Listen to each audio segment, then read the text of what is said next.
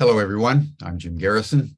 I want to welcome you to this session of Humanity Rising as we begin our fourth day of a 5-day program on the conflict in Ukraine. We want to note that Secretary of State Antony Blinken and Foreign Minister Lavrov have met apparently over the last 24 hours as part of the G20 summit. This is the first time that they've had this kind of contact, direct person-to-person contact since the war began a year ago. Apparently, President Biden and Vladimir Putin have not talked. So talking is always better than fighting. And talking is the way that we solve things in civilized society. So I just wanted to note as we begin our program that there has been that essential contact, although there's been no information, at least so far, as to what the content of the discussion was. We've been convening this summit on Ukraine in the awareness that it has brought the world to the most dangerous point in our lifetime. What is unique about this conflict in a world filled with conflict is the fact that this is pitting the superpowers against one another. This isn't a war where the United States invades Iraq or Afghanistan and is against an enemy that has no capability of either withstanding or effectively fighting back. This is a war between the United States and Russia, with Ukraine as a proxy and a battleground.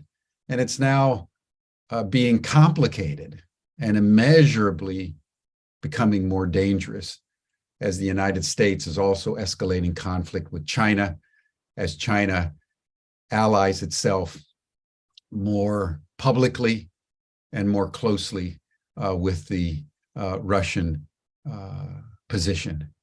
So we have a situation that is fraught with both complexity, but also with danger. And as we've seen over the last couple of days, as we've been examining the pathway to this war, but also the costs of this war, both at the conventional and nuclear level, that when you talk about conflict between superpowers, you're talking about conflict that will inevitably lead to a nuclear war, because that's what the superpowers all have in their arsenals. And each one of them, the United States, Russia, and China, have the capacity to destroy the world many times over on their own. So the situation could not be more dangerous. Today, we're going to be delving more deeply into the question of how did we get from the end of the Cold War, coming down of the Berlin Wall, Gorby mania that was sweeping the world at that time, and the euphoria that we felt that finally there was an opportunity to move beyond war. How did we, 30 years later, end up in Ukraine with a global conflict between the superpowers?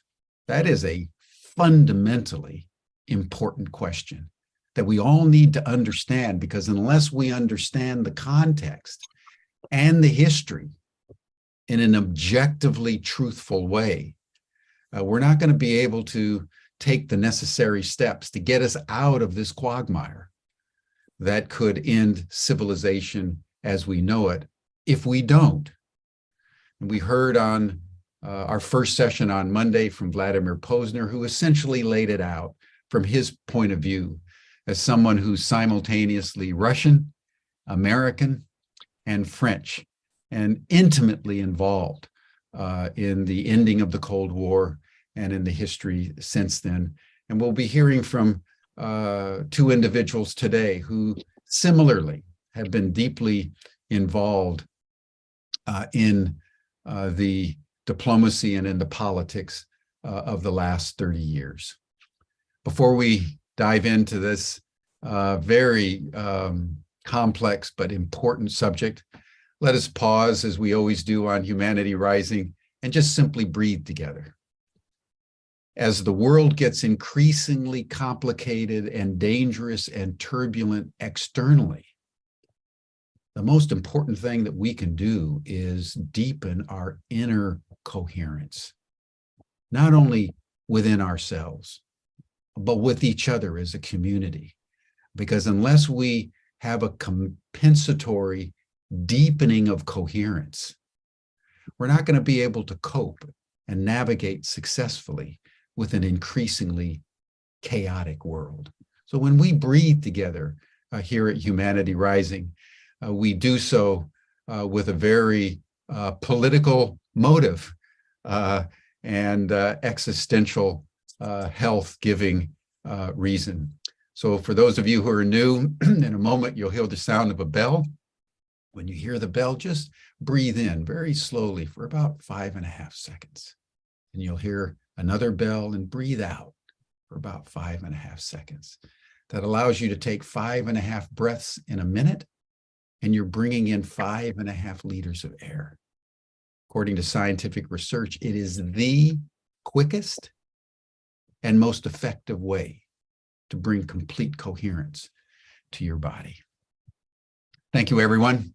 Let us breathe together, and then we will begin our program.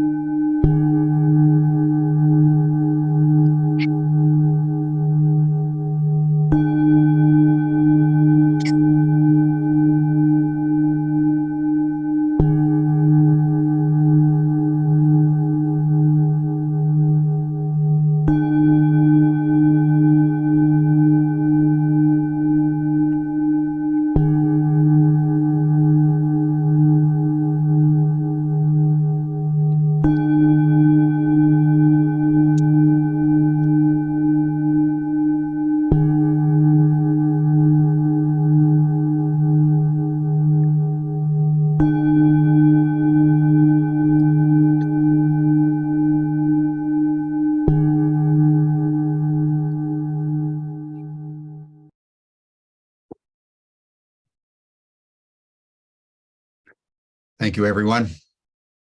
Those 10 breaths that we breathe together are balm to our souls. So thank you, everyone.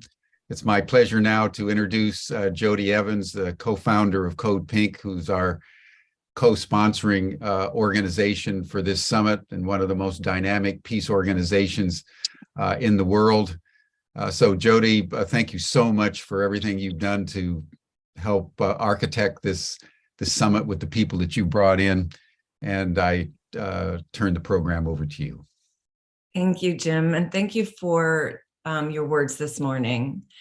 So good morning, everyone. Thank you again for your interest and concern about peace and for joining us to learn more about this crisis in Ukraine so that you can have the information and clarity you need to stand strong as an advocate for peace. So today we're joined with two of my very favorite peace activists. I've been in the streets with them often in the last 20 years. Both are tireless and deeply informed on the issues of war and peace. And both could fill this time alone, so I'm going to get out of the way and first introduce you to Phyllis Bennis, who directs the new international program at the Institute for Policy Studies, which I'm on the board of, and focusing on the Middle East, on US wars, and on UN issues. She's also a fellow of the Transnational Institute in Amsterdam, so she's global. But most importantly, Phyllis is the think tank for us in the peace movement. In a moment of crisis, we turn to Phyllis to understand the deeper issues that we can't see, that we haven't been paying attention to because we've been in the streets. One of my favorite stories about Phyllis is that when Obama said Syria had crossed the red line, and we camped out and outside of Congress, and we were trying to, meet with all the members of Congress as they were constantly moving to the White House to get briefed. And Phyllis created 10 needs for diplomacy that you couldn't go bombing without doing these 10 things. And we had the list, and we were trying to educate the members of Congress with them. And one of the members of Congress took the list from me. I'm on the way to the White House, took it to the White House, called me from the White House and said, Obama couldn't answer any one of these. He was stumped with them. And he turned Congress the other direction, and the bombing of Syria was stopped. So that's my Phyllis story, to help you understand the value of Phyllis to this entire movement. And so you can listen to her from that place today. Besides all the anti-war work, she also, right around the Iraq War, helped found the US Campaign for Palestinian Rights. So important. And she worked with many of our Palestinian campaigns, but also many other Palestinian rights organizations. She writes and speaks widely across the US and around the world, and has also served as the informal advisor to several top UN officials in the Middle East issues, and has twice been shortlisted to become the UN Special Rapporteur on Human Rights in the occupied Palestine territory. So, follow Phyllis. She helps you understand things that are hidden, and you can read her most recent pieces In These Times. Phyllis, thank you so much for joining us today. Thank you so much, Jody, and thank you for that quite embarrassingly unnecessary introduction. Before I say one more word other than thank you to Jim and to everybody at Humanity Rising for bringing us all together today, but let me just say that there is never one thing that stops a war. It's always because hundreds and then thousands and tens of thousands and hundreds of thousands and ultimately millions of people around the world come together to stop wars, whether that was in Iraq, whether that was in Syria and elsewhere. We don't always succeed, but we always have an impact. So that's the key thing here. It's not that I like to think that one piece of paper and one list of talking points somehow ended a war. It doesn't work that way. It absolutely doesn't work that way. But thank you, Jody, for imagining that someday it could. We're dealing with a global situation that is very, very complicated right now. The wars, and there are many wars underway right now. Ukraine is the one we hear about most, but it's by far not the only one. Levels of inequality that are unprecedented probably since the Roman Empire. Huge increases in absolute poverty around the world. Enormous crises involving the climate that are creating new refugees in an enormous level. Refugee crises coming not only out of climate, but also out of wars, out of poverty in all those areas. The rise of authoritarianism around the world, all of these things are creating a world that is in grave danger, And when we have a situation like that with the war in Ukraine, it makes everything even more desperately urgent. The war in Ukraine right now is very much at the center of these global crises. It's linked to the environmental crisis. It's linked to the immigration crisis. It's linked to all these crises. It's linked to poverty. It's linked to hunger. But it's at the center. It's at the core, partly because of how the media in the Western countries, in Europe and the US in particular, are covering it, and partly because of the very grave reality that both Jody and Jim have already mentioned, the reality of the consequences of this war, the global threats that this war creates. As horrific as the US war in Afghanistan has been and remains, as horrifying and illegal and all of those things as the US war in Iraq remains, those wars were never about to launch a nuclear global war. This war, we can't say that. I don't happen to believe that either side is intending to escalate to a nuclear exchange. But that's a far cry from saying it can't happen. It's a relatively low level of threat. But when you're talking about a nuclear exchange that could escalate to a global level of destruction that has never been seen in the history of humanity, any threat that is not zero is simply unacceptably large. That's what we're dealing with right now. As we move into this second year of the war in Ukraine, the human costs are soaring, costs to people's lives, injuries, the destruction of whole cities. Early on in the war, welcome to my neighborhood. Early on in the war, the Russians were taking significant amounts of territory. A little bit later, Ukraine went on the offensive, reclaimed some of that territory from Russian occupation. The Russians retaliated against that. And we're all expecting both sides to escalate this spring as the snow thaws. This has been and remains a terrible, terrible war in terms of its impact. It's being compared, I think, accurately to World War I, with massive numbers of people being killed for nothing, for no good reason that is worth being killed for. What we're looking at in Ukraine in many ways, I think the language of my good friend and the brilliant international law scholar and public intellectual Richard Falk describes it. We really are looking, and we must look at two different wars that are going on simultaneously.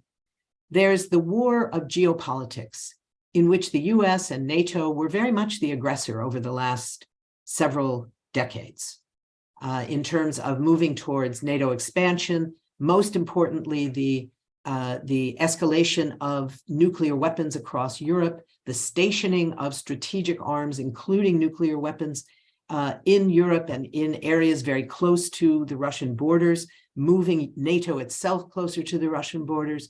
In all of those ways, the US has been one of the leading forces that is the aggressor in that geopolitical war.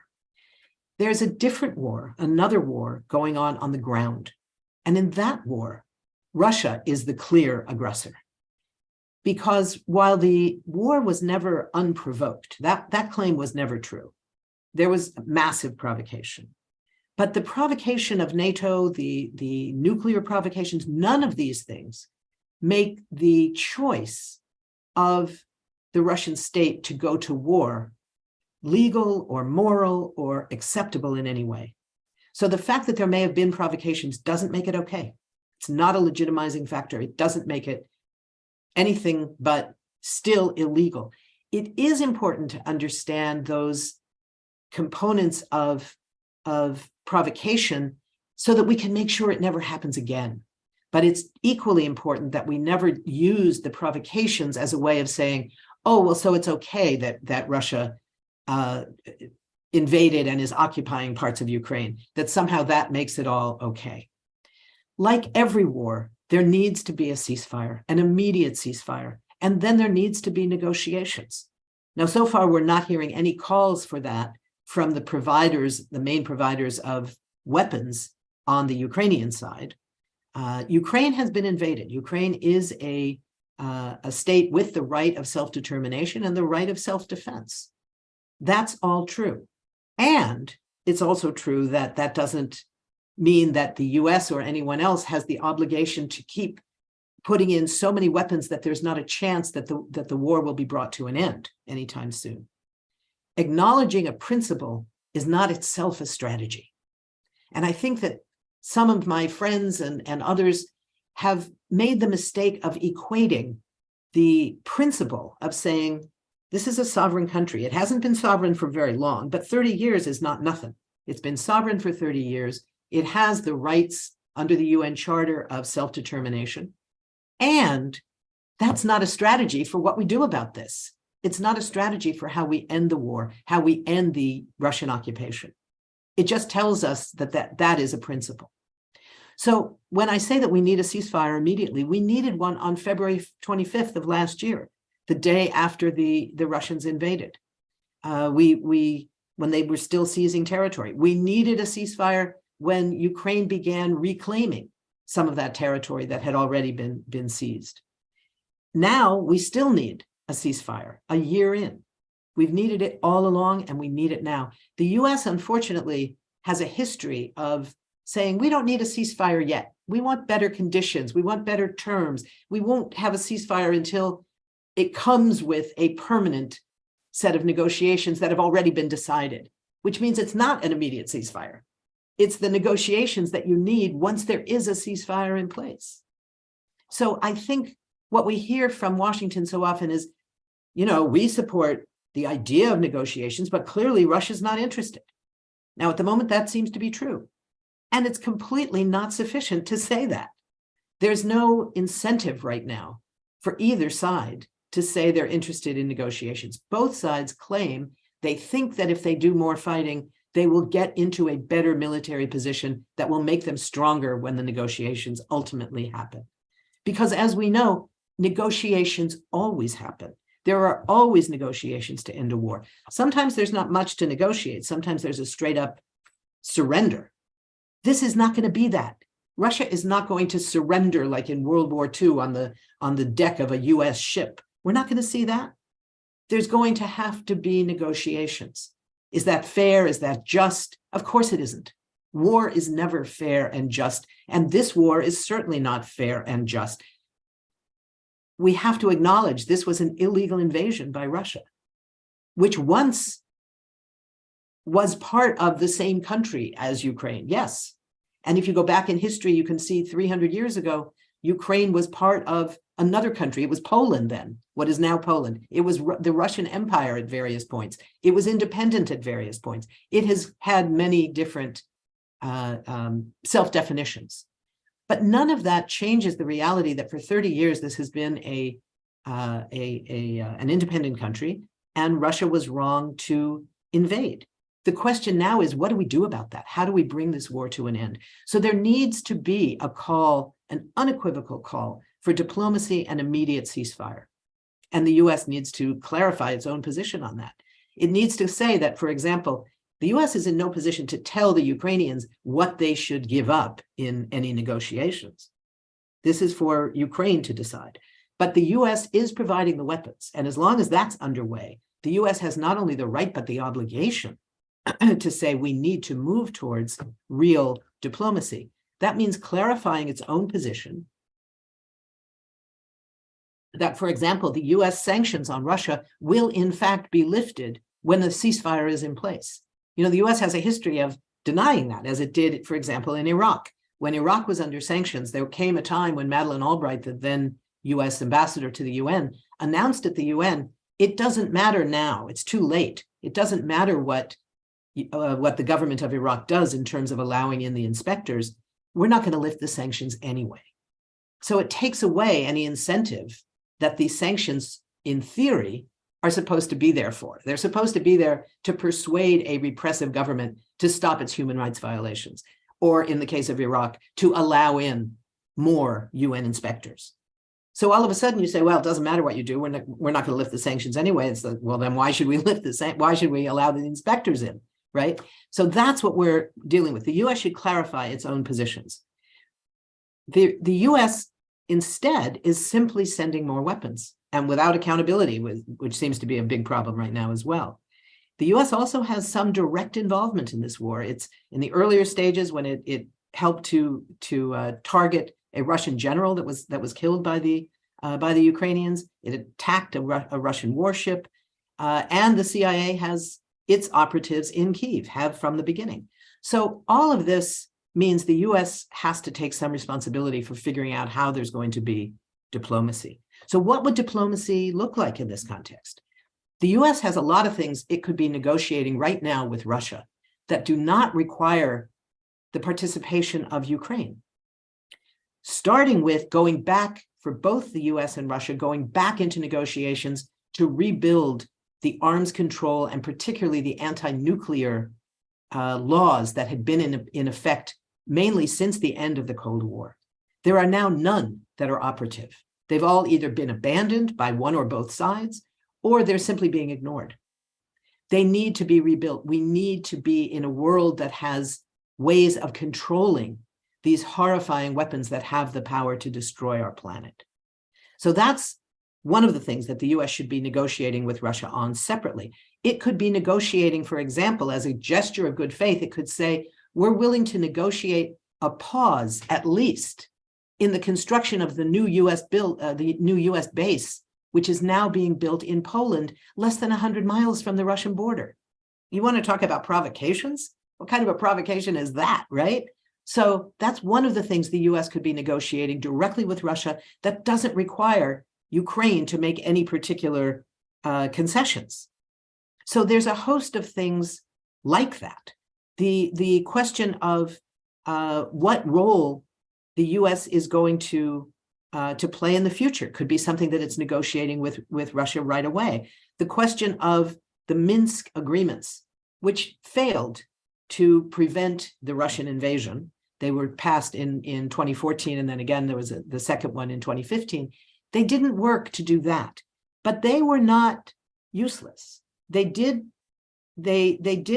allow for some small-scale ceasefires in certain areas. It made sure that there was protection by both sides in Ukraine of the nuclear sites that would have made that conflict, that ongoing conflict between 2014 and now, even more dangerous. And it would have crucially provided communication between the United States and Russia. One of the challenges that we look at right now, one of the reasons this war is so incredibly dangerous, is precisely that there is no military-to-military direct communication, between the US and Russia.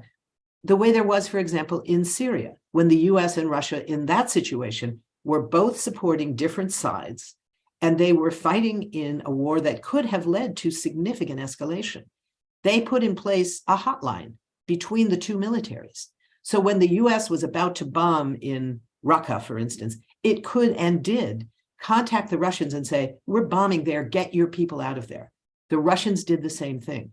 Neither the US nor Russia cared one bit, it seemed, about killing Syrians. But they both cared about killing nationals of the other, because that would have led to a potentially nuclear escalation. So they made sure that didn't happen.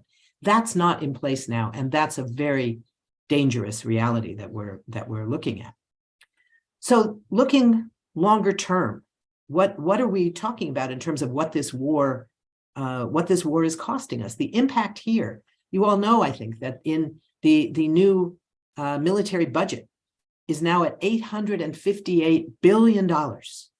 Imagine, it's one of those incomprehensible numbers. 53% of the entire US discretionary budget that Congress passes is now going directly to the military. And you know what?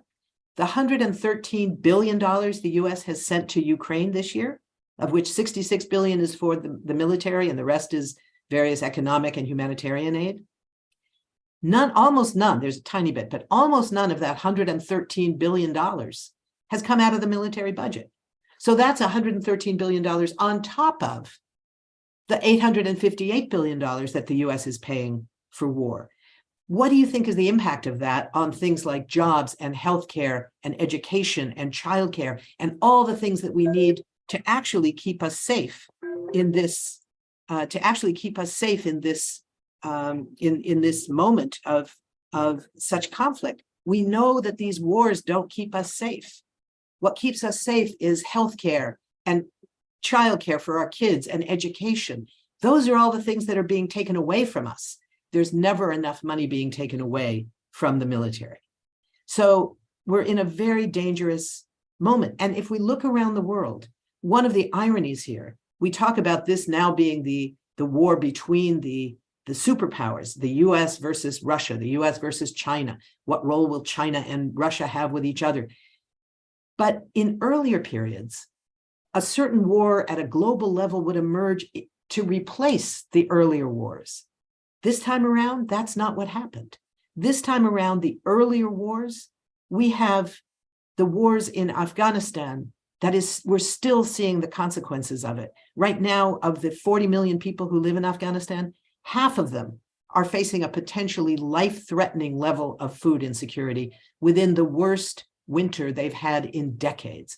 220 people have already died of frostbite, died of the cold, many of them children. 6 million Afghans today are facing famine level lack of food. This is the consequence of 20 years of US war, 20 years of US occupation, and that's what we left behind for the Afghans. And the total amount last year of US humanitarian aid to Afghanistan, $924 million, less than $1 billion. While we put $113 billion into Ukraine for this war. That's the consequences of this war. It's similar to some earlier wars. There's the danger of it becoming a large-scale, long war of attrition, like the war in Afghanistan that went on for 20 years. But it's far more dangerous because the potential for nuclear escalation is in fact a real possibility here. And what that means is just incomprehensible for us to think about. The consequences of this war are environmental. We're seeing massive amounts of fossil fuels are now being dug up.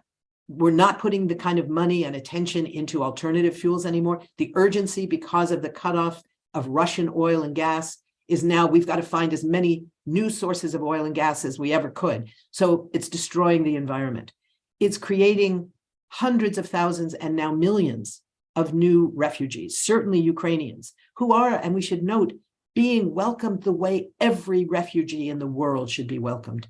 The refugees from Ukraine, those who are Ukrainian, unfortunately not including the African and Asian students and doctors who were working and studying in Ukraine, but the Ukrainians themselves have been appropriately welcomed with enormous human compassion at every border where they have appeared, up to and including at the US border, where they appeared and were given special treatment at the US southern border, where they didn't have to wait like the Central Americans did under the rain, in the cold, without food for their kids.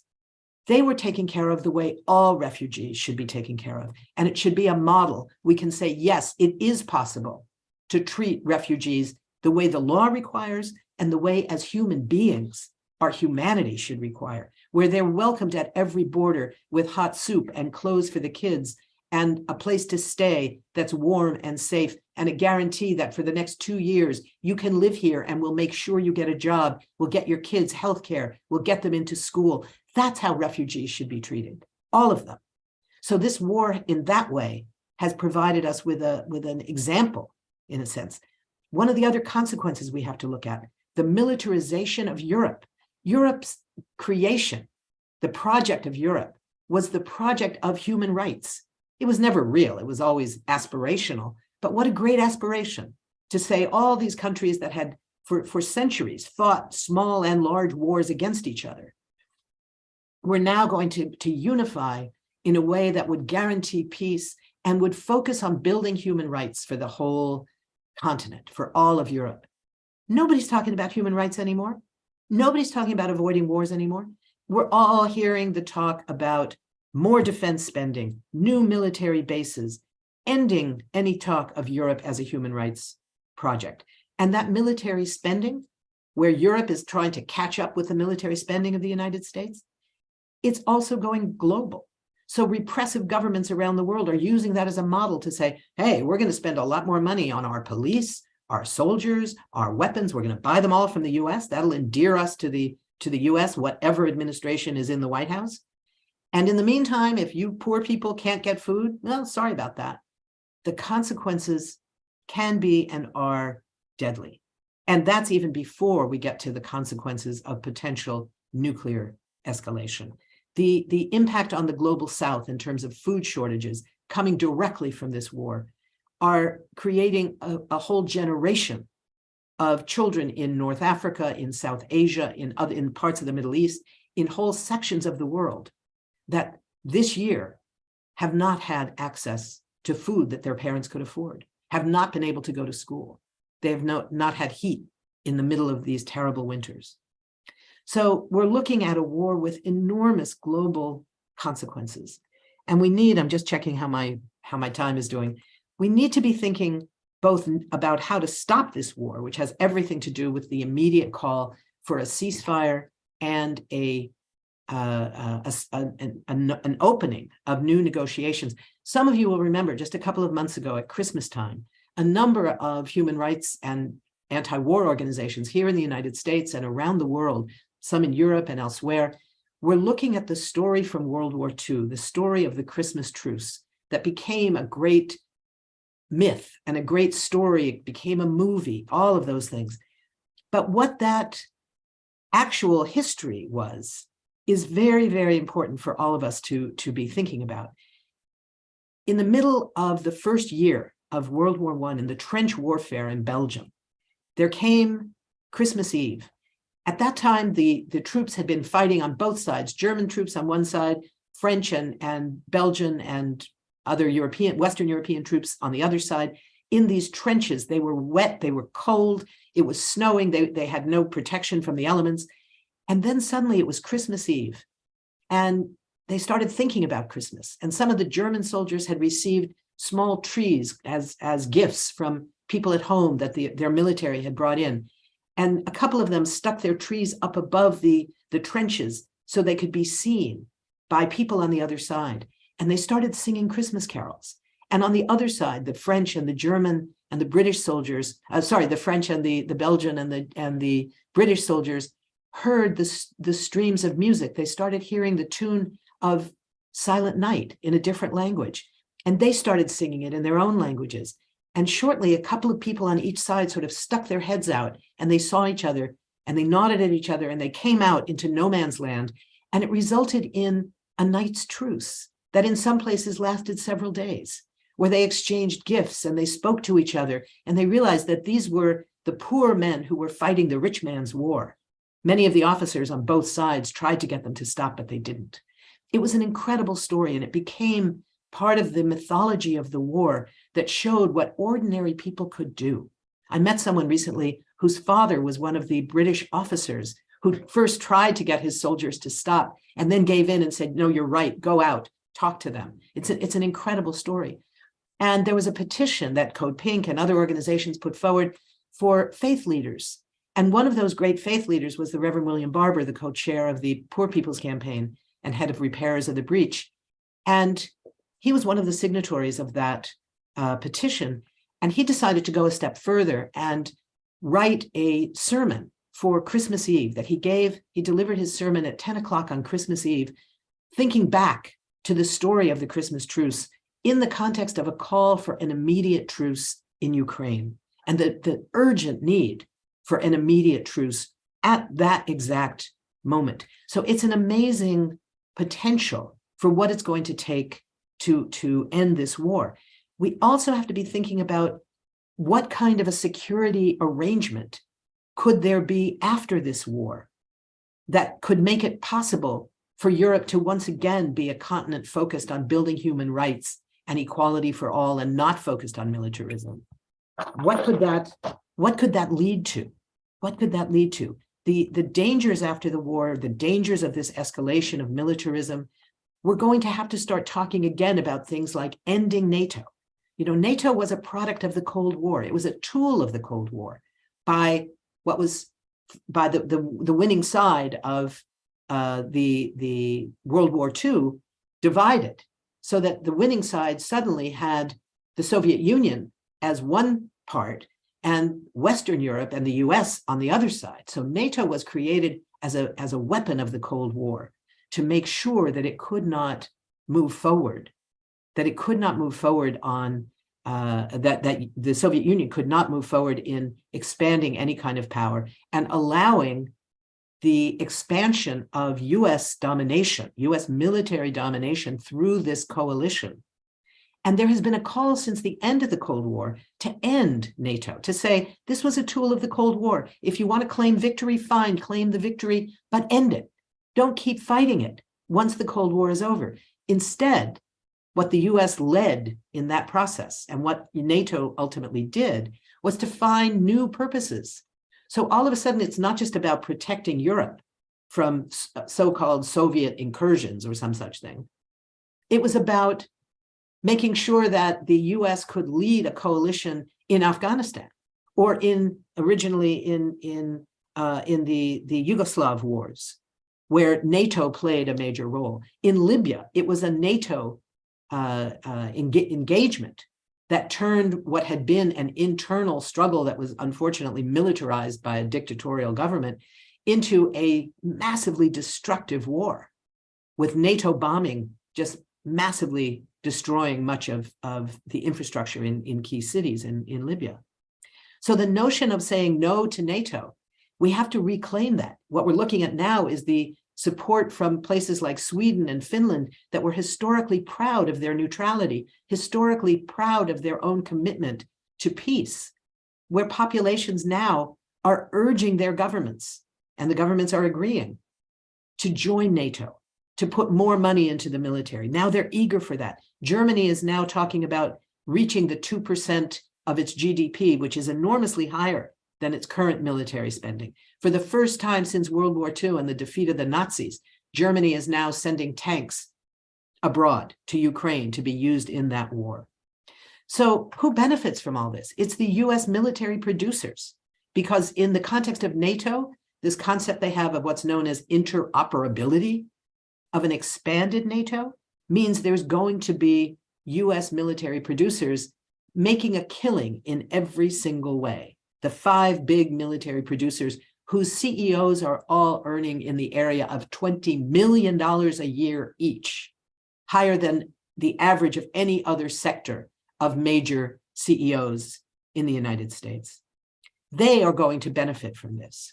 The notion that there should be a post-war period, which, God forbid, could include things like a peace dividend, as we once used to talk about it, that's not going to be on the agenda here. This is going to be the consolidation of a war economy around the world, with the only people benefiting are the people who own and operate the defense manufacturers. So we are in for a very, very difficult time. We have to figure out how these new relationships are going to be built between countries.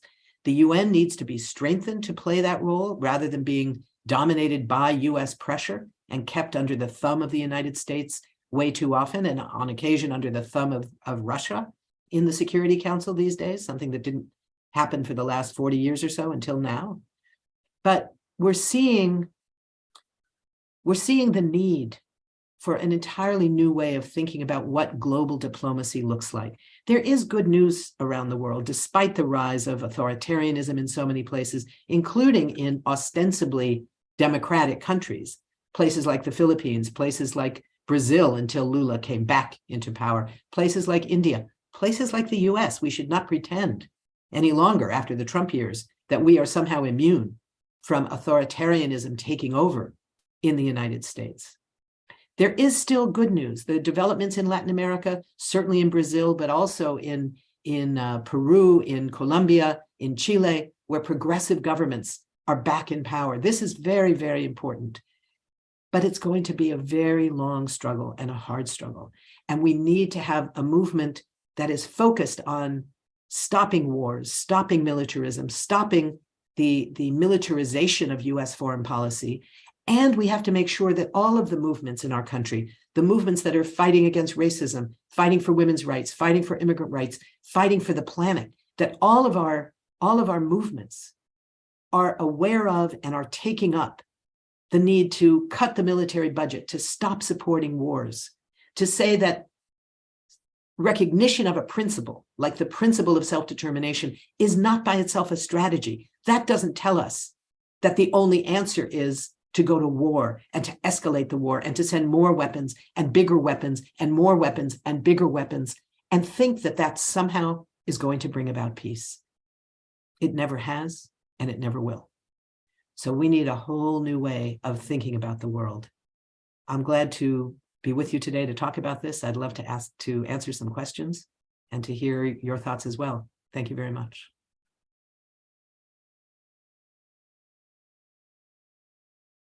Phyllis, thank you so much. Wow. While you were talking, Medea was bemoaning that Congress has just come out with a message that doesn't call for diplomacy. And what do we do? So, we can finish listening to you And thank you, because these mornings are about really strengthening everyone in their capacity as a peace activist, and to be able to stand on firm ground that constantly gets shaken by propaganda. And so thank you for the clear, strong ground that everyone can stand on. And I think, what from that space, what gets hard is, what do we do as peace activists inside the empire, inside the provocateur, and inside the driving force, as you described, of global militarism. Yeah. So if there's anything before you leave, you can say about the encouragement of how to take all this that you've nourished us with into engagement. Thanks, Jody. I don't think there's any magic bullet, to take a very militarized saying. I think we have to do some of the stuff we've done for years and hasn't worked yet, but we have to keep doing it. Pressuring Congress, that means meeting with members of Congress, writing letters, signing petitions, sitting in, protesting outside their offices, all of those things. We need to do that all the time and continuing. But beyond that, we need to take seriously an assessment of how decision-making is happening. What we know is that Congress both reacts to and tries to lead public opinion. And it takes that based on what it thinks public opinion, where it thinks public opinion is, because it worries about being reelected. For most members of Congress, the real issue is, what's it going to take for me to be reelected? What does my district want to hear? And how do I give them that without giving up the money I get from corporations or whatever it is? Now, not every member of Congress is like that. There are plenty of good principled people in Congress, but I would say the majority have a big concern with maintaining their donors, maintaining their big supporters. The other thing we have to realize about members of Congress is that they work incredibly long hours. Whatever we think of what they do it for hours and hours and hours every day, and they don't have a lot of time. They don't read the papers, except maybe their hometown paper, to see how they're being covered. But they rely on their staff, who tend to be inexperienced because they don't pay enough for experienced people, overworked, underslept, and overcaffeinated, because that's the nature of work on the Hill, right? And they try hard. Staffers work incredibly hard too, but they don't always have the information they need, and they've got to come up with something for their boss. So one thing we need to do is figure out how to build relations with staffers, be their best friend, get them the information they need, but don't overwhelm them, because then they'll just resent it and they won't want to ever see you again. It's that kind of balancing act. But the other thing is, beyond Congress, what we do know is that there are serious divisions already at work in the White House, in the State Department, and in the Pentagon on the question of how much the US should continue to send military aid, how much military aid is there, and what can we do about moving towards an end to this war. The people that are raising those questions are not yet dominant, but we're hearing it from quite significantly high-ranking people within the administration. So when we heard it from General Milley I guess about 3 months ago, who said, this is about time we should start thinking about negotiations. And then he pulled it back because he was clearly pressured, but he said it. It's clearly a strand of thinking in there. So we need to be thinking about how to maximize and publicize the words of people who we don't necessarily agree with on very much. The chairman of the Joint Chiefs is rarely somebody I agree with. But when that person comes out and says, it's now time to start thinking about diplomacy, he didn't say stop sending military weapons. He didn't say anything else, but he said diplomacy. He said the big word. We need to say, yes, good. So then everybody should be writing that down and making that the lead on their flyers. I hate doing that on some level. I hate giving the credit to people who are so reluctantly coming to the position that we've all fought for 20 years or 30 years or 50 years. But that is what works. That's what influences other people that operate closer to power than we do. So it's an important part of it. It's also important to recognize that there are movements, particularly in the Biden administration now. It was true somewhat in the Obama administration. It was certainly not true in the Trump years. But in this moment, despite the fact that the Congress is divided, the administration does recognize that there are certain movements it needs to stay in power and to elect Democrats again, that, all of their partisan stuff. That means that the movements against racism that are mobilizing in the Black community, the women's movement, the LGBTQ movement, and the environmental justice movements, all those movements are playing important roles and have influence in the administration. The most progressive parts of those movements probably don't. It's the more mainstream parts of them that do, but that's okay. They're still part of that same broadly defined movement. So part of our work, I think, as peace activists have to be go outside our own movement, make sure that the environmental folks, both the environmental justice people and the broader, the people who define themselves as saving the planet, not so much saving the people, that's fine. With all of them need to make sure they know what the war in Afghanistan,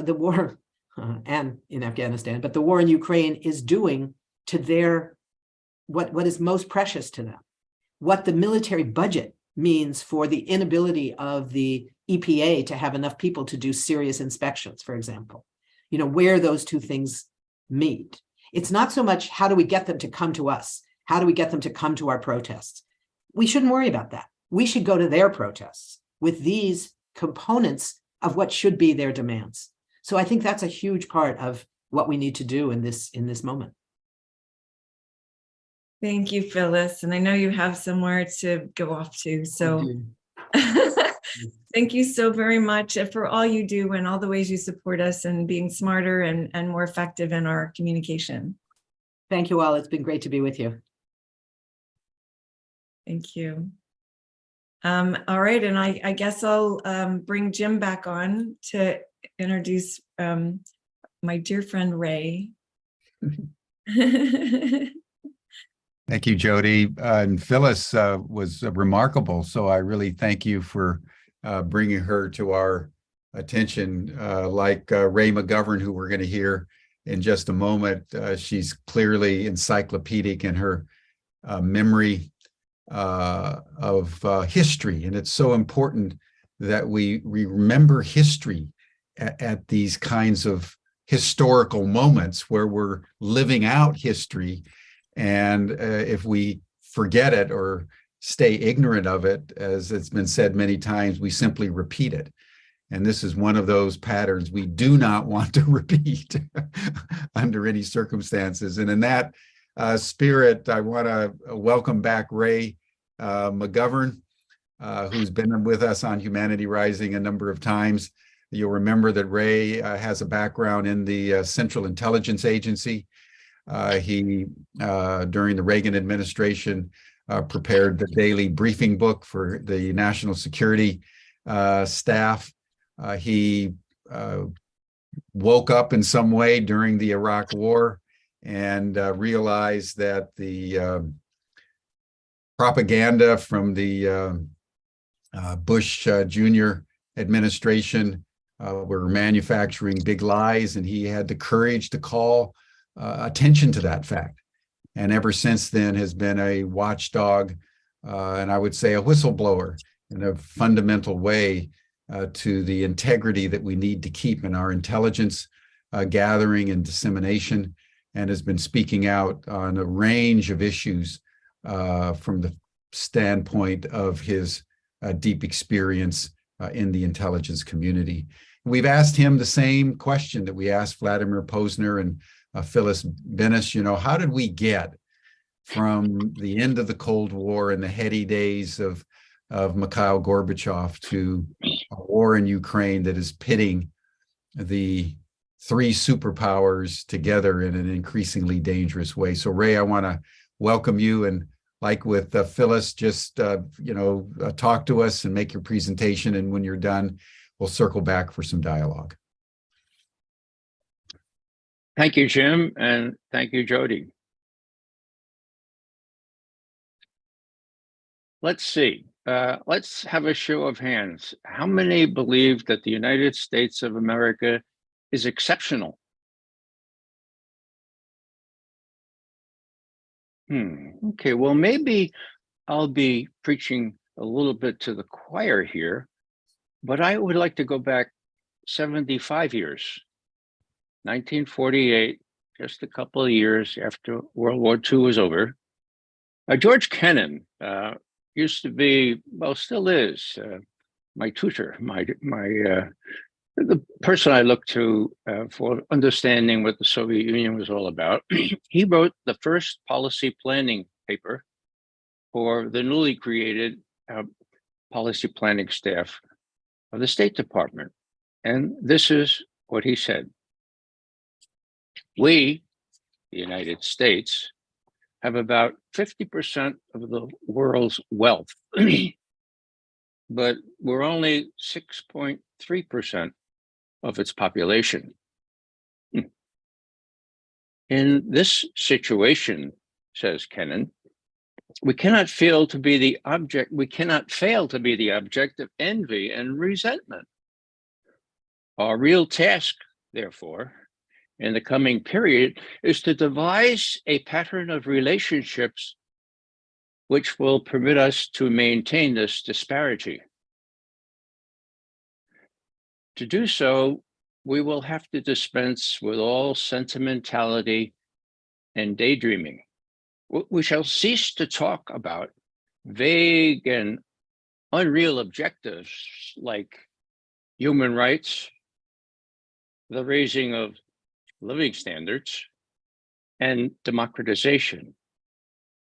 The day is not far off when we are going to have to deal in straight power concepts. Period. End quote.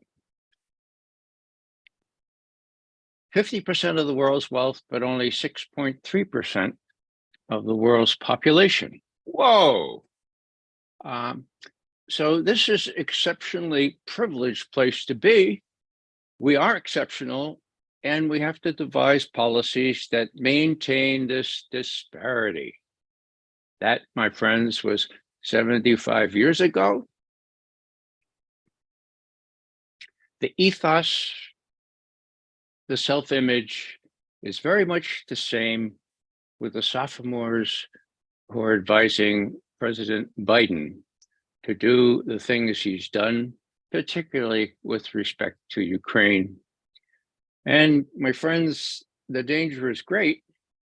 And if these very exceptional, incredibly well-educated, glib people don't get it into their heads that this is a different world, we're in trouble deep, as the comics writers used to say. How did we get here? How did we get where we are? Well, I'll go through it in a very brief outline because Vladimir Posner did a good job yesterday in setting this pretty much out. Key points, well, after the Berlin Wall fell and there was great disarray in Eastern Europe, James Baker, really smart, clever lawyer from Texas, was our Secretary of State, and George H.W. Bush sent him over to Moscow to talk to Gorbachev and Shevardnadze and tell them what we saw in terms of reshaping the security arrangements in Europe. Big deal, huh? Soviet Union was about to fall apart. Gorbachev was in great need of military, he was in great need of economic aid. He had given up pretty much all pretense to try to dominate the world or even try to dominate Europe. So what was the deal? Long story short, Posner went into it yesterday, but I'm going to give you a more colloquial version that I get from Jacques Matlock, who was ambassador at the time and was there. Here's James Baker. Michael, we'd like to see a reunited Germany. Now, as an aside here, when I heard that a reunited Germany was being discussed in real terms, my reaction was, okay, maybe I saw too many World War II films when I was little. But the whole idea of NATO was to take the US in, the Russians out, and the Germans down, meaning separate, not reunited.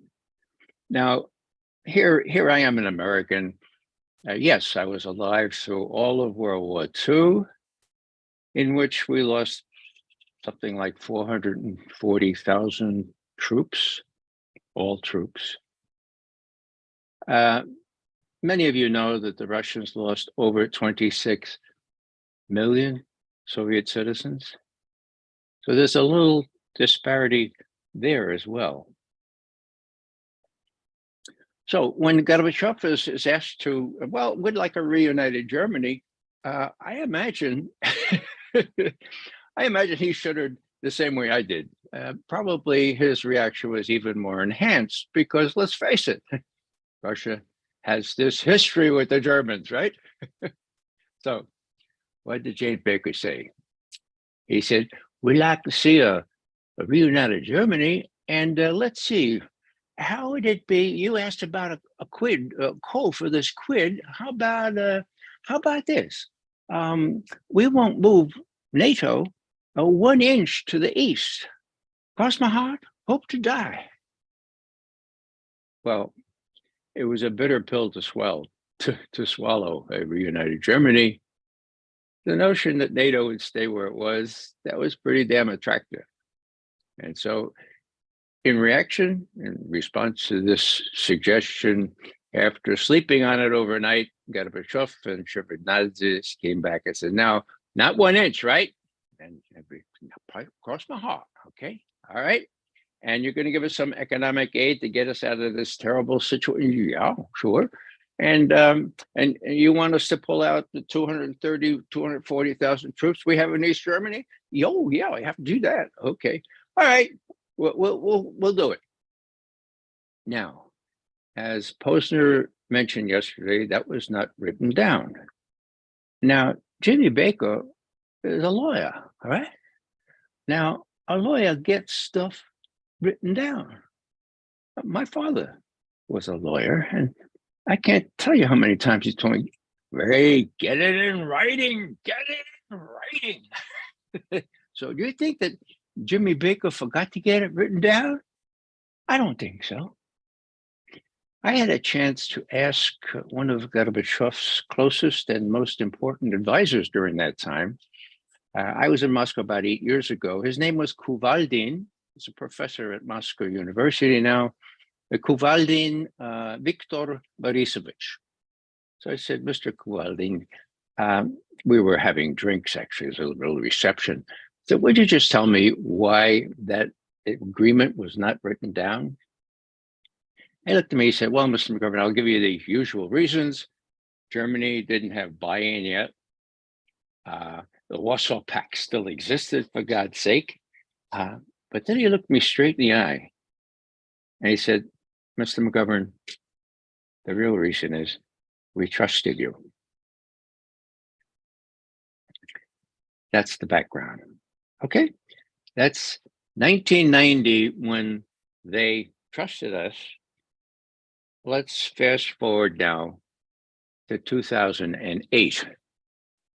By then, NATO had doubled in size, even more than doubled. Guess where those countries were? The new countries. Oh, they were all more than 1 inch to the east of East Germany. Huh. Now, in 2008, there were rumors that Ukraine and Georgia would become a part of NATO. And William Burns, who happens to be the head of the CIA now, was called into the foreign ministry in Moscow. He was our ambassador there. And Sergei Lavrov, the just recently appointed foreign minister, he's still foreign minister. Lavrov says, Mr. Burns, do you know what "niet" means? Burns, well, yeah, I think so. Well, "niet" means "niet." It's a red line, Mr. Burns. No Ukraine in NATO, no Georgia in NATO. Do you understand that? Now, Burns played it straight, to his credit. Then, that was then, now is a little different. So what did he do? He set back a cable. Now, if I've seen one cable from Embassy Moscow, in my career at CIA, I think I probably saw about 7,000 or so. Okay. Was it real? Of course it was real. It was released by WikiLeaks. And what did it say? Title was "Niet means Niet, Moscow's Red Line on Ukraine." Whoa, what happened? That was the 1st of February, 2008.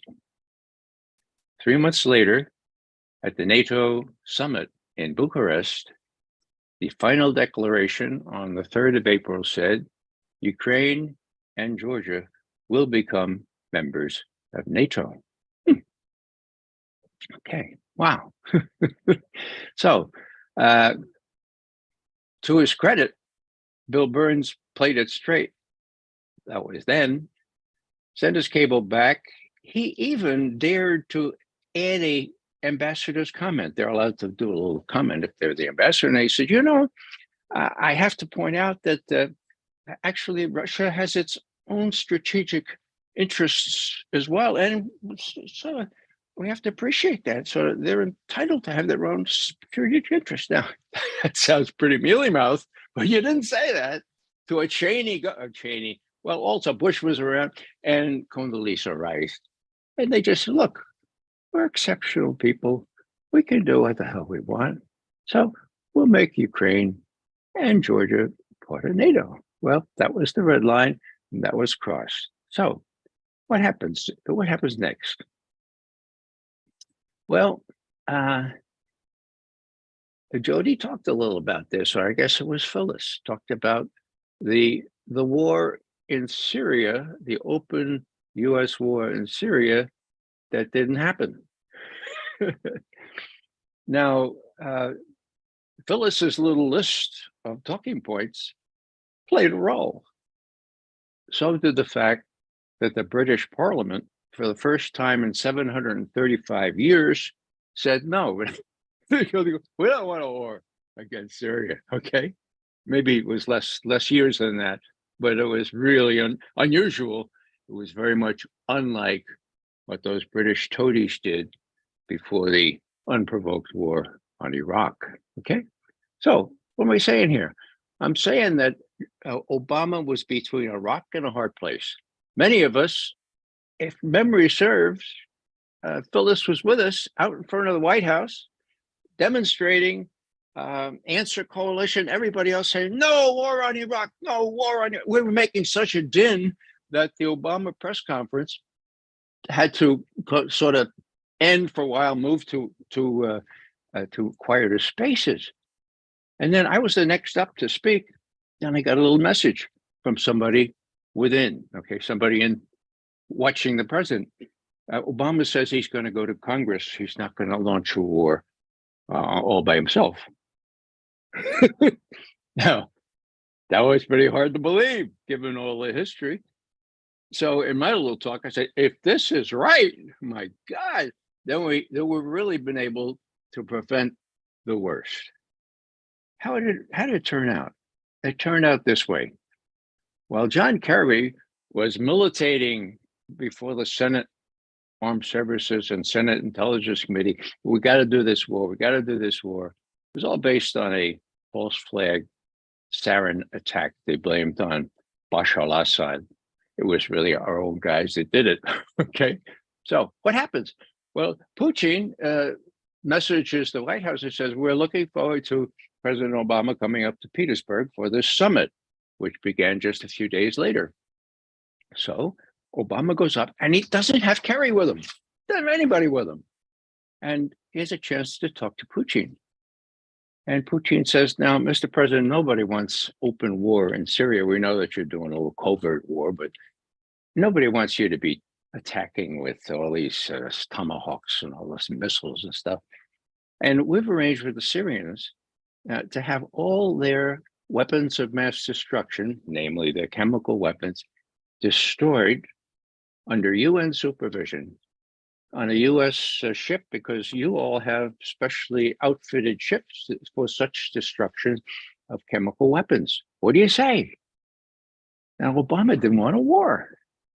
He said, are you sure? yeah, listen to the Syrian foreign minister tomorrow. He's going to get on the TV and announce that. And so that happened. Obama said, it's a deal. Now I don't have to do a war I don't want.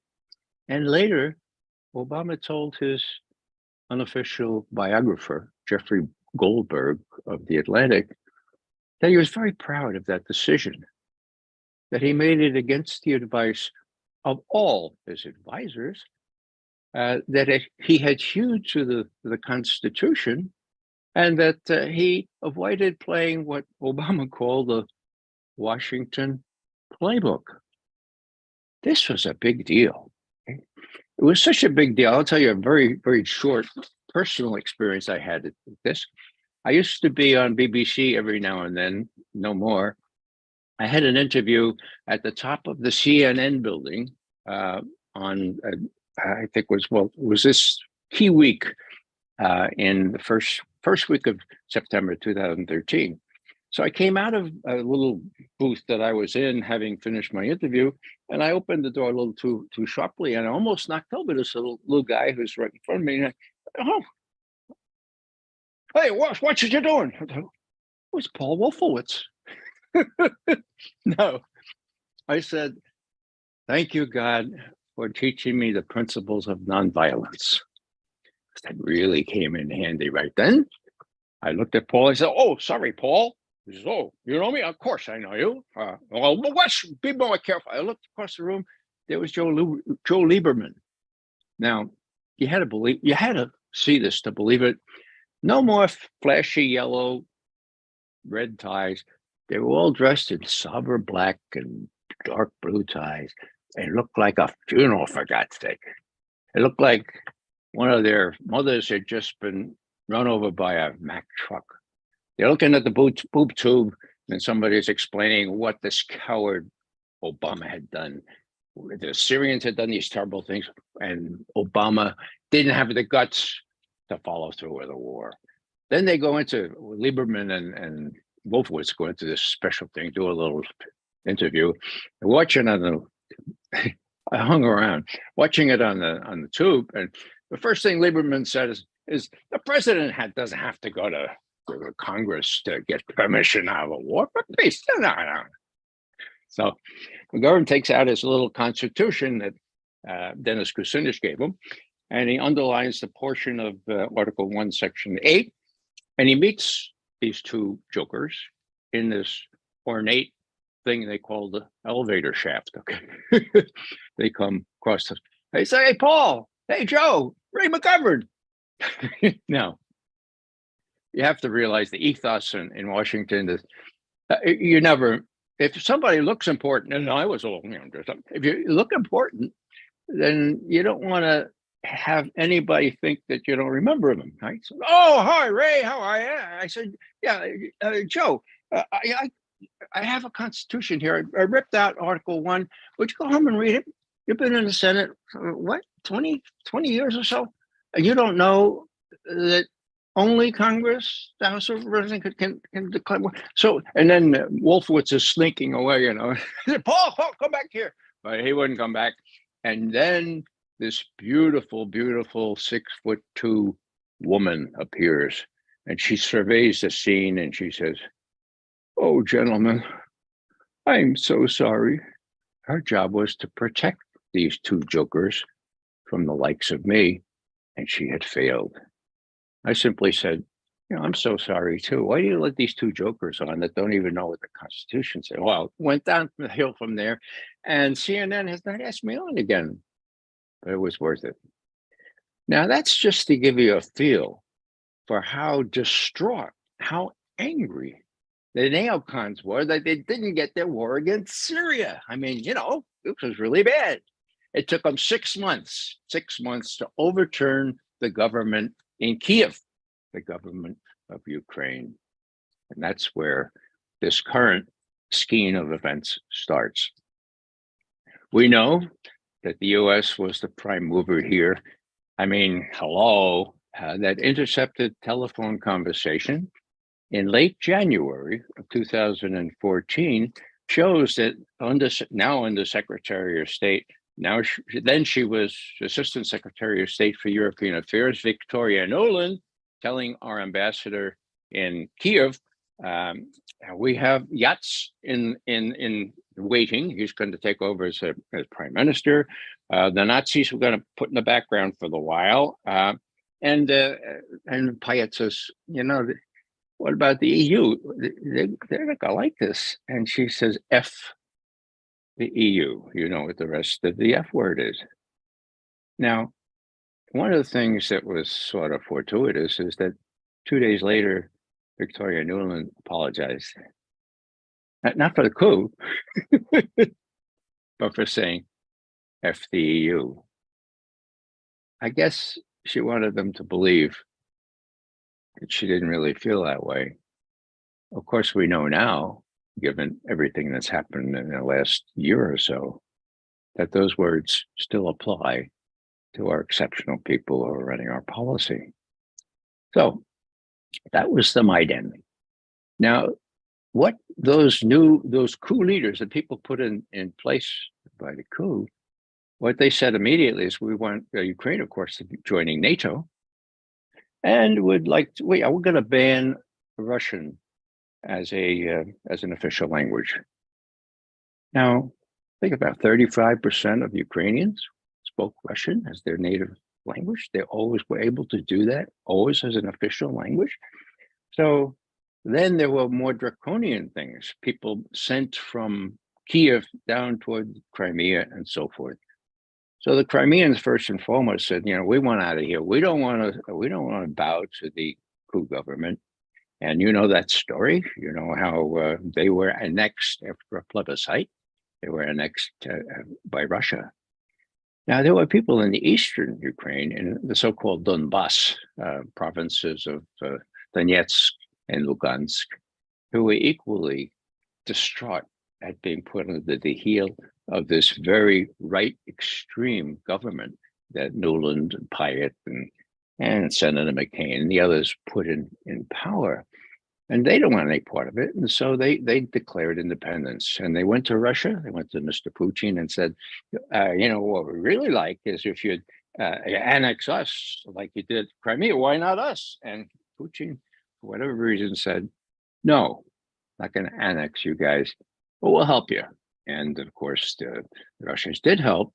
Donetsk and Lugansk have fended off the Ukrainian army, but they couldn't fend off artillery fired at them from the Ukrainian side of Donetsk and Lugansk.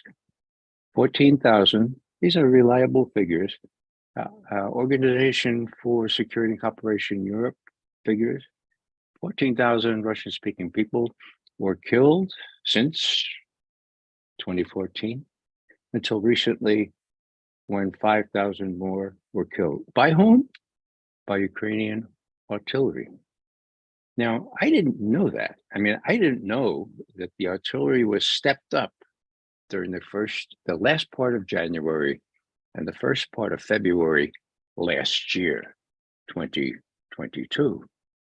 But if you look at the Organization for Security and Cooperation in Europe figures, you can see it. You couldn't see it real well then. You can see it now. It looked very much as though the Ukrainians were about to move the forces that had been trained and equipped up to NATO standards by NATO into the Donbass, clean out these Russian-speaking people, and exert our control right on Russia's border. Now, that was part of the calculus.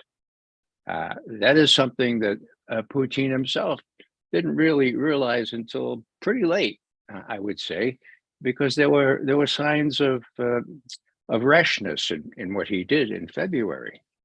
But there was that. There was also the accretion of power by the extreme right. The Russians call them neo-Nazis. The Russians know a Nazi better than I do. Let's call them neo-Nazis. But there was also some other big factors.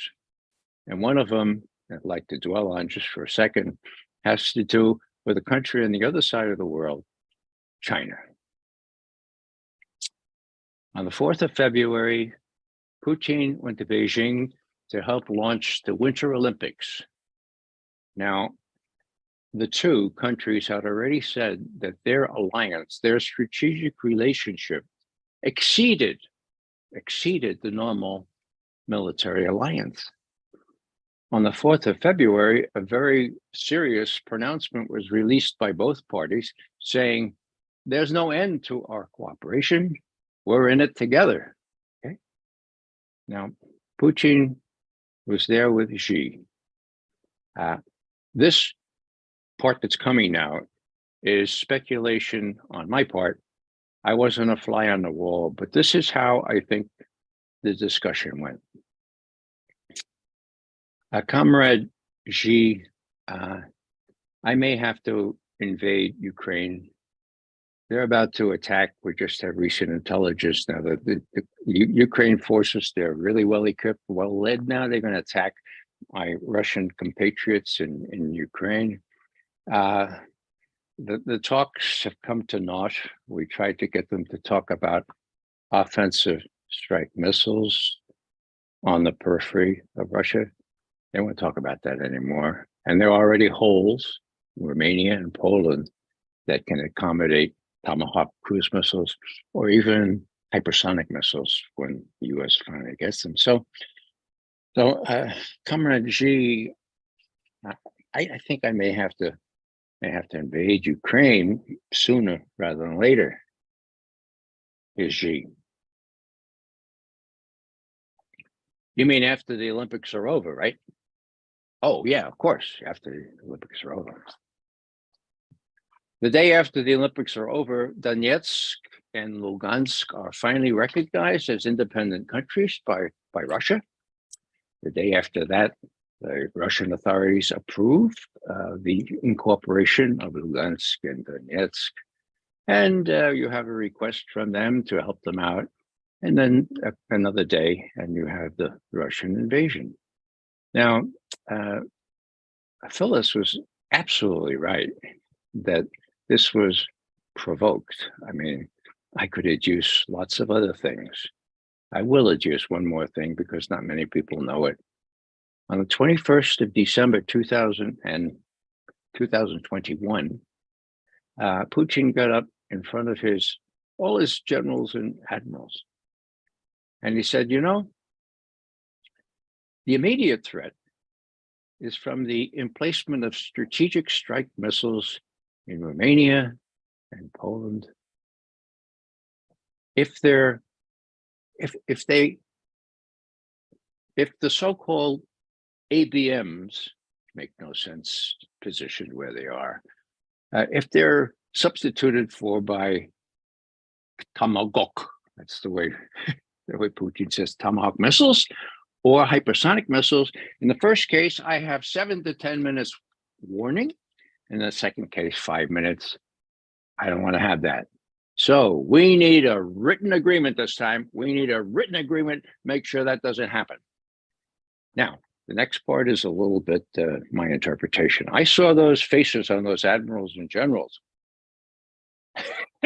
And I can see them thinking, Vladimir Vladimirovich,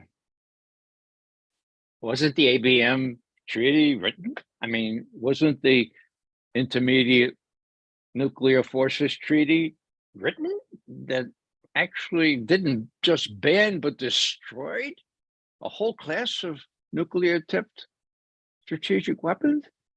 I mean, give me a break, Vladimir. We don't care if it's written, or they don't care if it's written or not. That doesn't do it for us. That was the 21st of December, 2021. Okay. 9 days later, on the 30th of December, the White House gets a call from the Kremlin.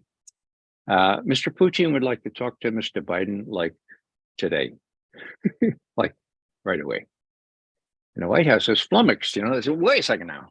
They talked a couple of weeks ago and they set up a negotiation process in Geneva. It's going to start on the 9th and 10th of January. I forgot. Why do they have to talk about it? Why do these two people have to talk? Well, the Russian said, please. And to his credit, Biden said, okay. Now, what came out of there? The readout says, Mr. Joseph Biden said that Washington has no intention of deploying strategic strike weapons in Ukraine, period, end quote. Wow, well, those are negotiations off to a good start. Ushakov, one of Putin's main advisors in this area, was waxing eloquent about it. The next day, New Year's Eve was a big celebration in Moscow, but when the negotiators got to the table, they forgot about it. Now, I have to say, probably Biden woke up the next day on New Year's Eve, and his advisor said, "Now, Joe, you didn't really promise that, did you?" Oh, yeah, it seemed, well, forget about it. Forget about it. So, lastly, maybe on this substantive part, I'll simply say that there are such things in realpolitik as existential threats. And when a major power experiences, senses a major threat to its existence, an existential threat, it does what is necessary to remove that threat. Now, people say, well, yeah, well, just as a hypothetical, think about if the Russians or Chinese put offensive strike missiles along the border there in Canada or in Mexico. Well, yeah, that's very nice, but those are hypotheticals, right? This happened before. It happened during the Cuban Missile Crisis. Now, when Khrushchev thought that he could put offensive strike missiles, same kind of, intermediate range ballistic missiles in Cuba, and did, we didn't know it at the time, but they were armed with nuclear warheads. We discovered it a little bit late, we CIA folks. We told the president, and he said, well, do they have nuclear warheads? And we said, we don't know. What did Kennedy do? Well, he considered this a provocation. Okay? And what he did illegal things like a blockade of Cuba. Now, he called it a quarantine, but changing the name doesn't make it legal. That's straight out illegal. He assembled a invasion force in Key West. I, as a second lieutenant, Army intelligence, was almost part of that invasion force. I was in Fort Benning, Georgia, just one state away, okay? And he threatened nuclear war. You're not supposed to threaten nuclear war. The UN frowns on that, okay? So now, what's my point? My point is simply this. I don't remember anybody thinking that since John Kennedy considered this an existential threat, I asked some of the specialists, well, these missiles, how many minutes would it take to get to Washington, D.C. or to SAC headquarters in Omaha, Nebraska? And they said, minutes, just minutes. I said, 5, 7 minutes, 7 to 10 minutes? Look, just minutes. It would be real quick, Ray. It's only 90 miles from Cuba, right? Okay. So what I'm trying to say here is that, did anyone say, President Kennedy, you're overreacting? This is unprovoked. No, he didn't say that. Why? Because it was provoked. Now, the other word used to characterize Putin's invasion of Ukraine is illegal. Now, Phyllis quoted Richard Falk, the dean of international lawyers. What does Richard Falk say? Well, he says there are two opinions on that. The UN Charter is in itself inconsistent. And so I'm not a lawyer. And I don't think it really matters a lot whether or not it was illegal. It certainly did matter in 1962 for John Kennedy. So here we are here we are in a situation where this thing happened. And now we're in a position where it looks like the Russian army has been reinforced. It's about to move to the west. The question is, how far west? My own notion is that when it has chipped away and actually crushed some more of the Ukrainian forces, it will move perhaps all the way to the Dnieper River, a natural division between West and East Ukraine. And then it will say, all right, are you ready? We never intended to occupy all of Ukraine. We are hell-bent in protecting Russian speakers in those 4 provinces now that we consider part of Russia. So let's deal. Last thing I'll say, and I said this on a Soloviev Live, which some of you may know, is the premier Russian talk host. He happens to be dean of all the correspondents in Russia, and he's supposed to be very close to Mr. Putin. Vladimir Soloviev is his name. I had a chance just 2 nights ago to talk about and call attention to a proposal, I think proposal is the right word, that Mr. Putin made in a long speech and Q&A at Valdai on the 27th of October of last year. What he said was this: Odessa. He was asked this question: Mr. Putin, I am planning a trip to Odessa, and I'm wondering, now Odessa is in southern Ukraine, right on the Dnieper, a key city in Ukraine, okay? Mostly Russian speaking, by the way. So he says, I'm planning a trip to Odessa, and I'm wondering, President Putin, should I apply for a Ukrainian or for a Russian visa? Pretty clever, huh? I think the question was canned, but the answer is what's interesting. Here's Putin. Odessa, a beautiful city, and it is a beautiful city. Odessa could become a Yabloko Razdora, apple of discord. Those of you who remember your mythology and the Trojan War and all this know what apple of discord means. Or it could be a way of getting people together to hash out their differences and have a reconciliation. What will happen? I don't know. But Odessa could be either of those 2 possibilities. Now, have you seen that before? Well, if you tune into RayMcGovern.com, you have. Otherwise, you probably haven't, right? Did Blinken or did the New York Times correspondents stay around long enough through the Q&A to hear that? Probably not. Does Biden know this? Almost certainly not. But now, maybe when they accuse McGovern of talking with Soviet television, it will get back in an indirect way. And Biden says, wow, did he really say that?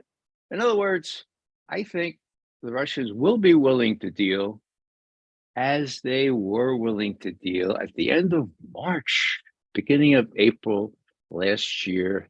The deal was almost struck when Boris Johnson, at the behest of the collective West, put the kibosh on it. So I guess what I need to say now is, what do we do about all this?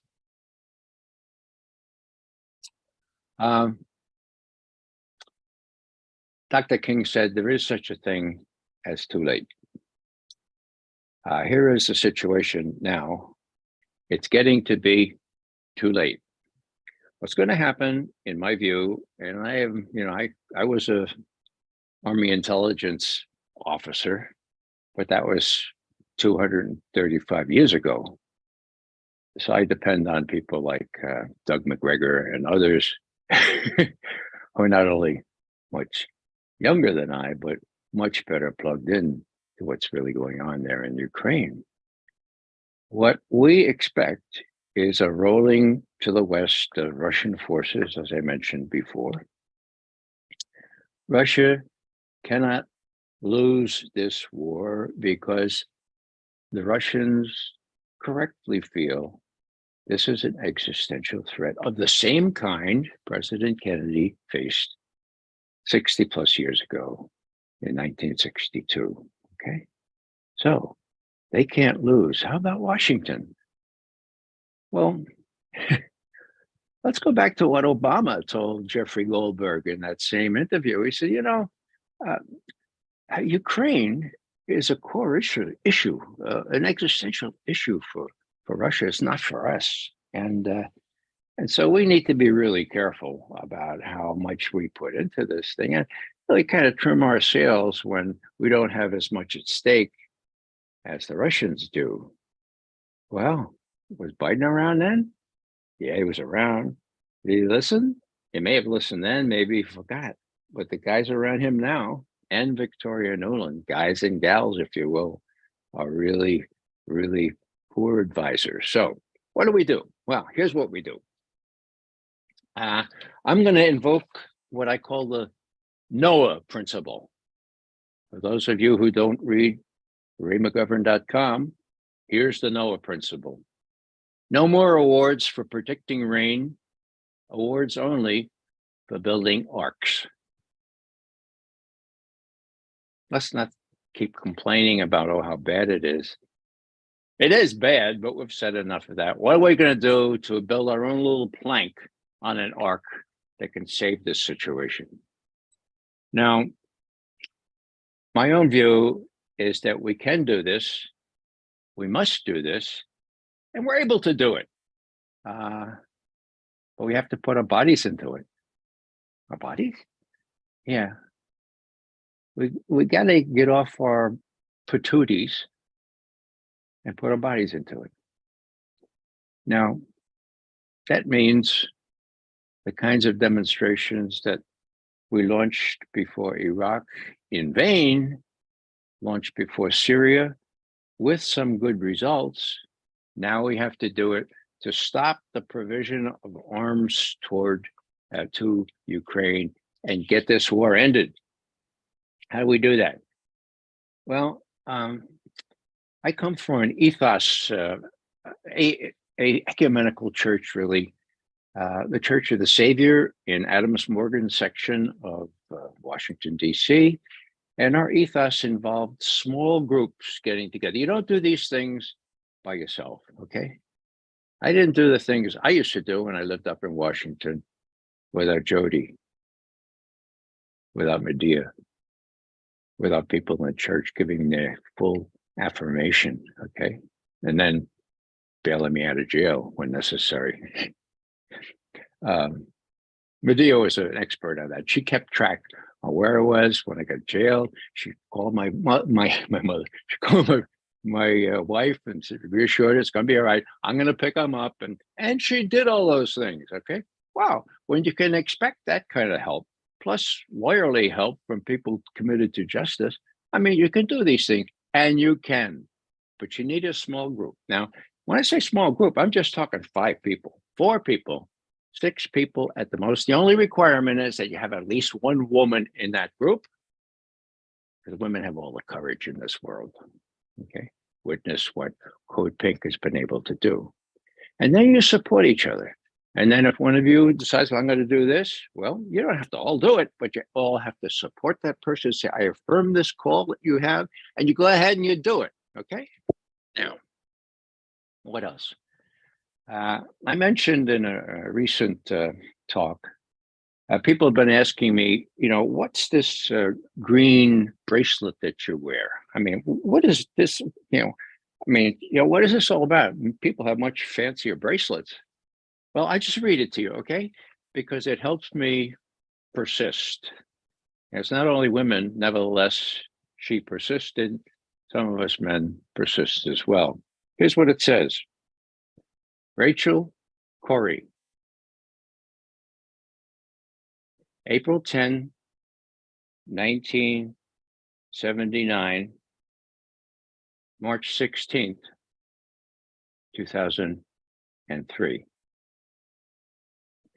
After Rachel was run over by an Israeli bulldozer, the driver of which was then instructed to back up over her so her back would be broken and that she would not survive. It was 3 days before the invasion of Iraq. The Israelis knew it would not make the front pages. It would be buried on page A17 if reported at all. I had lunch then with Craig and Cindy Corey, Rachel's parents. Rachel was an international volunteer. She was living with a Palestinian family. They were about to bulldoze her house, and she stood in front of the bulldozer and said, "No, not on my watch are you going to bulldoze my friends." Greater love than that no one has, to give up one's life for his friends. And that's precisely what Rachel did. Long story short, when McGovern feels, oh, I really want to do this, people are gonna. I think first and foremost of Medea or Jody or Anne Wright, and I think of Rachel Corey. These gutsy women. They wouldn't be asking themselves this question: should I get up? Should I challenge Rumsfeld? Should I get beat up in front of Hillary Clinton? Should I get up in the Senate and decry their approval of a torturer to be head of the CIA? Of course I should. Medea wouldn't be hesitating. She wouldn't be asking these questions. She'd get up, and so I do. Now that's what we all have to do. Okay. I regret that I no longer live in Washington. It's harder for me to get up there. But I'm kind of old anyway. And that's the last thing I'll say. Some of you watching, I notice, have a little tint of gray or white in your hair. That's an advantage. I've said this before. I'll say it one more time. Americans, when young people get beat up by the cops or by the, security forces around Hillary or whatever, they got to come into them. Americans don't much care about that. But when old people, like me, like most of you, or some of you at least, get beat up, Americans care. They take note. And the young people take note. And they say, whoa, these guys know which end is up, and they're willing to take this for the cause.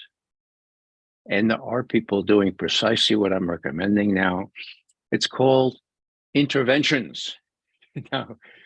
Now, for those of you who agree with me that our policymakers are crazy in taking on not only Russia and Ukraine, but China out in the Far East, I think this is a definition of crazy. Well, when you have somebody crazy or you have somebody alcoholic acting crazy, what do? You intervene, right? You get an intervention. And my good friends up in New York, Jose Vega, VEGA, look it up, folks. Those people are getting before Congress people like Hakeem and others and saying, look, aren't you gonna look into whether the U.S. blew up the pipeline that delivered gas to Western Europe from Russia? What are you doing? Or they're challenging, getting in people's faces. Now, while we still can, we need to behave like Americans, not like, well, maybe I'll tack this on. What is it? The 2nd of March, almost exactly 90 years ago. February 27, 1933.